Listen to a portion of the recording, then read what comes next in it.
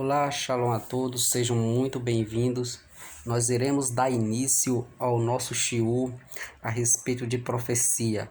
Será dividido em 17 partes para nós termos a compreensão sobre profecia. Eu quero pedir por gentileza que vocês compartilhem esses vídeos para que chegue às mais pessoas, para as pessoas poderem entender acerca de uma coisa tão séria que infelizmente muitas pessoas são enganadas. Sobre profecia, essa é a primeira parte. O texto base,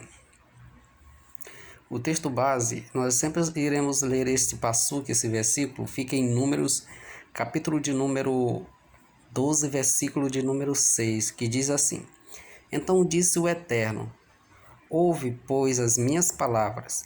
Quando há entre vós profetas, eu, o Eterno, me faço conhecer a eles por meio de visões e falo com eles em sonhos. Nós iremos falar sobre as 3 opiniões a respeito da profecia neste primeiro tópico. As opiniões das pessoas sobre a profecia se assemelham às condições sobre a eternidade ou criação do universo. Quero dizer com isso que, assim como entre aqueles que acreditam firmemente na existência de Deus, há 3 opiniões sobre a origem e a criação do universo. Nós não iremos entrar em muitos detalhes para não perder o foco aqui. Como explicaremos, do mesmo modo, as opiniões circulam com respeito a profecias, que são 3. Primeiro aqui, falar sobre Epicuro. Como Epicuro não crê em Deus, nós não iremos entrar para refutar suas ideias, porque não dá crédito, não vamos dar crédito a ateu. Então vamos então para a primeira opinião. A primeira opinião é essa sobre profecia. É pertinente aquelas pessoas pagãs que admitem a profecia, o que coincide com a de certos setores dentro do povo de nossa religião, ou seja, dentro do povo judeu.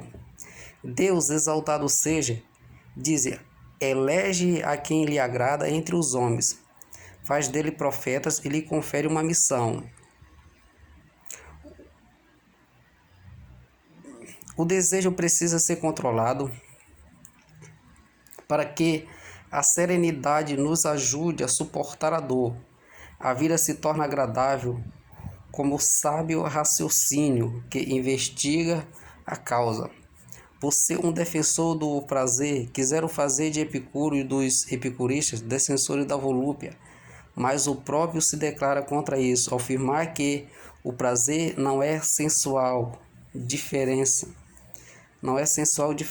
Segundo eles, se este é sábio ou ignorante, velho ou jovem. Todavia, a condição que seja um homem de bem ou de bons costumes, pois ninguém até agora afirmou que Deus tenha outorgado o dom profético a um homem perverso, a menos que antes o tenha transformado em um homem bom. Para ser profeta, principalmente ela tem que ser uma pessoa boa, um homem íntegro. Pessoas levadas por seus maus desejos, elas nunca podem ser profeta, ao menos que essa pessoa se transforme. Segunda opinião é a dos filósofos.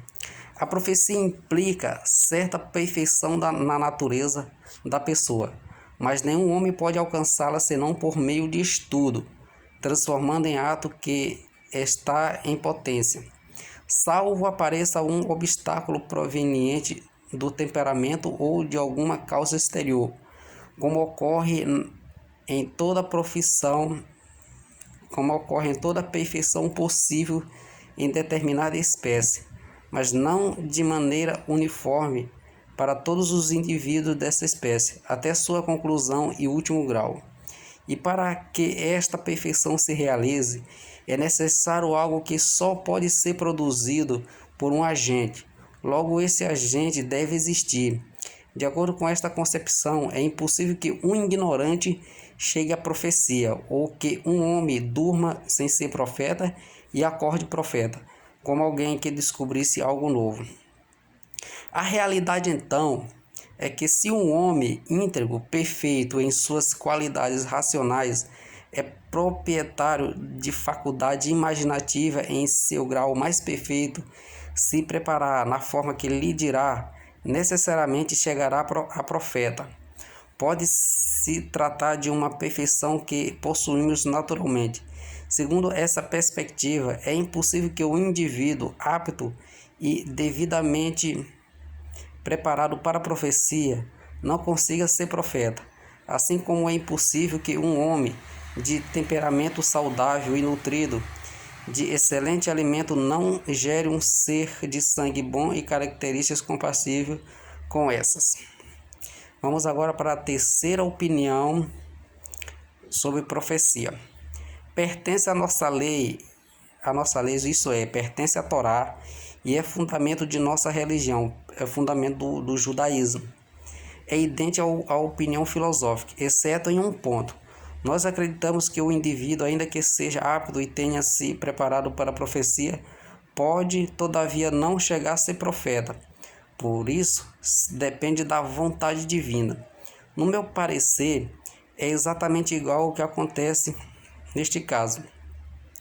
O autor se refere aos filósofos aristotélicos árabes, que se considera o dom de profecia como o mais alto grau do desenvolvimento das faculdades racionais e morais da alma, onde o homem chega tanto pelo estudo como pela purificação espiritual, desligando-se completamente das coisas deste mundo e preparando-se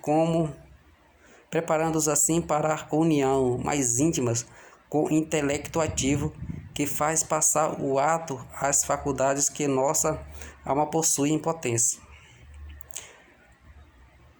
Em todos os milagres, no mesmo grau, é natural que qualquer homem apto e preparado por sua educação e estudo possa ser profeta. Se lhe for recusado, está nesse caso a impossibilidade de mover sua mão, como ocorreu com o rei Jeroboão, como está escrito no livro de 1 Reis, capítulo 13, versículo 4.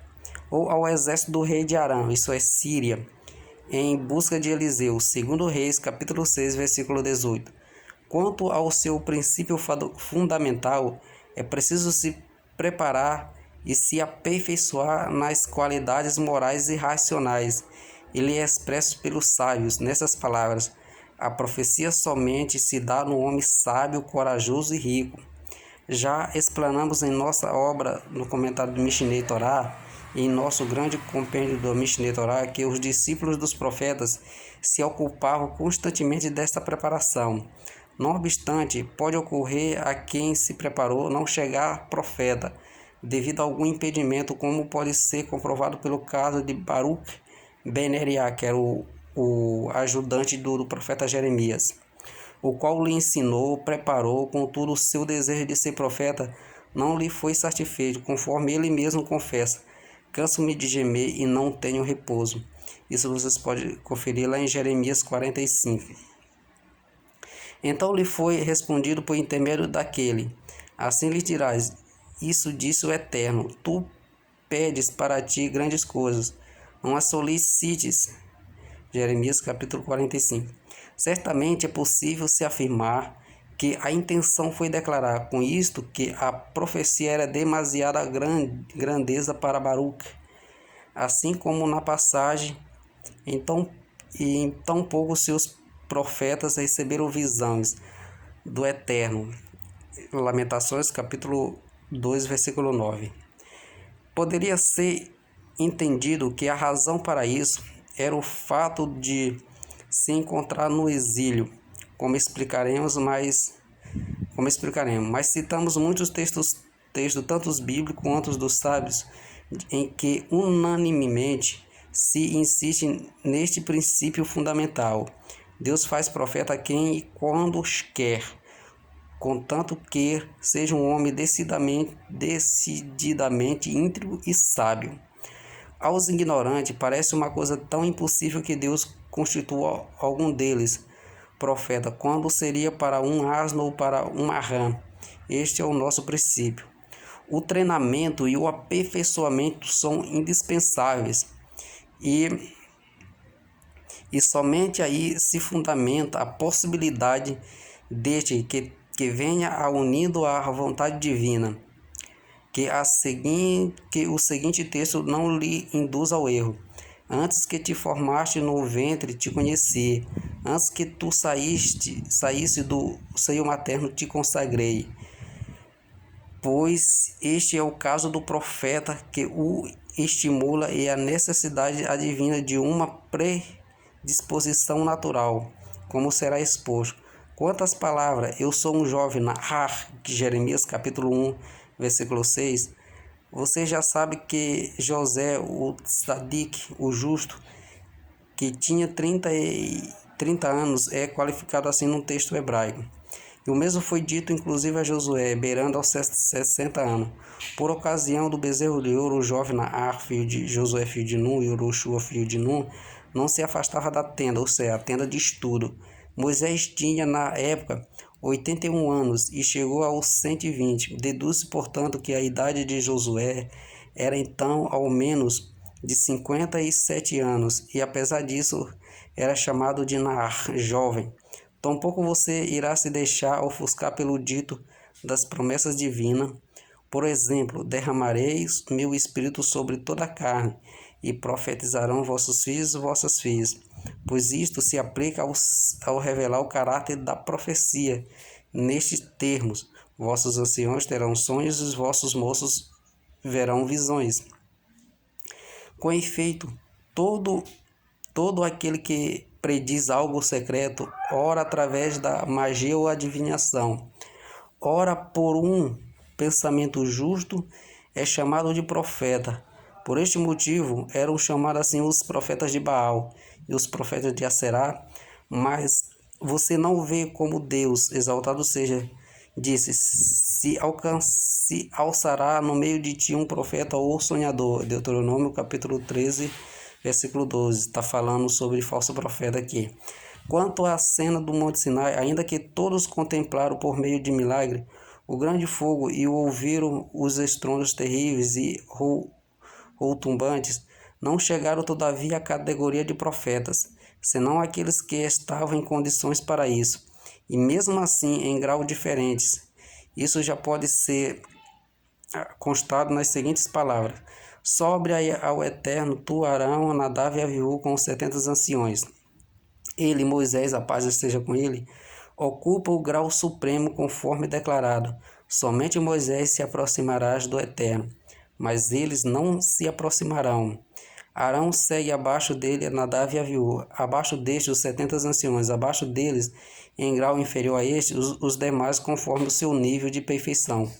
Um texto dos sábios afirma: Moisés, uma parte de si mesmo, e Arão, outra parte de si mesmo, já que ocasionalmente falamos da cena do Monte Sinai. Daremos em capítulo à parte os esclarecimentos que os textos bíblicos bem examinados e a exposição dos sábios nos oferecem a respeito. Esse foi o nosso primeiro shiur a respeito das opiniões, das 3 opiniões a respeito da profecia. Nem todo mundo em Israel que chegava profetizando era profeta. As pessoas tinham que investigar. A profecia é uma coisa muito séria. Quem profetiza coisa da sua própria imaginação pode sofrer carete, que é a punição espiritual. A alma da pessoa é apagada. Até o próximo vídeo. Shalom e tchau.